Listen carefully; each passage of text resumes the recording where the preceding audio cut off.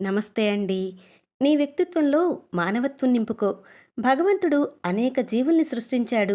ప్రతి జీవికి కొన్ని ప్రత్యేక లక్షణాలు, అలవాట్లు, అవసరాలు, హక్కులు, బాధ్యతలు ఏర్పాటు చేశాడు. ఆవు అనగానే సాధు జంతువు అని గుర్తుకు వస్తుంది. 4 కాళ్ళు దాని రూపం. ఇవి భౌతిక లక్షణాలు. పాలు ఇవ్వటం, ప్రశాంతంగా జీవించటం ఇవి దాని సహజ లక్షణాలు. ఈ అనంత జీవకోటిలో అత్యంత విచక్షణ కలిగిన బుద్ధిజీవి మానవుడు. 2 చేతులు, 2 కాళ్ళు, ఇలా రూపంతో పాటు బుద్ధి అనే ప్రత్యేక ఆయుధాన్ని దైవం మనకిచ్చాడు. ప్రపంచంలోని జీవరాశుల ఎడల మానవునికి ఉండవలసిన గుణం దయ. దయలేని ధర్మం వృధా. దయ వల్ల స్నేహం, ప్రేమ వృద్ధి పొందుతాయి.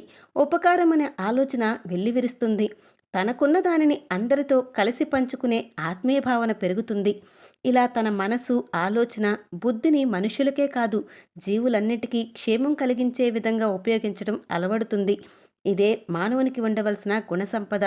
ప్రాణుల్ని రక్షించడం కోసం అబద్ధం చెప్పినా తప్పులేదు. కానీ నిజం చెప్పడం ద్వారా ఎవరికైనా నష్టం కలిగిస్తే అది తప్పే అంటుంది ధర్మశాస్త్రం. మనం మనుషులుగా జన్మించాం. స్వార్థం, ద్వేషం మనలో నింపుకుంటే మరి మనుషులమవుతామా? అన్ని జీవుల్లో తనను చూడమని బాబా చెప్పిన మాట మనం ఎల్లప్పుడూ గుర్తుపెట్టుకోవాలి.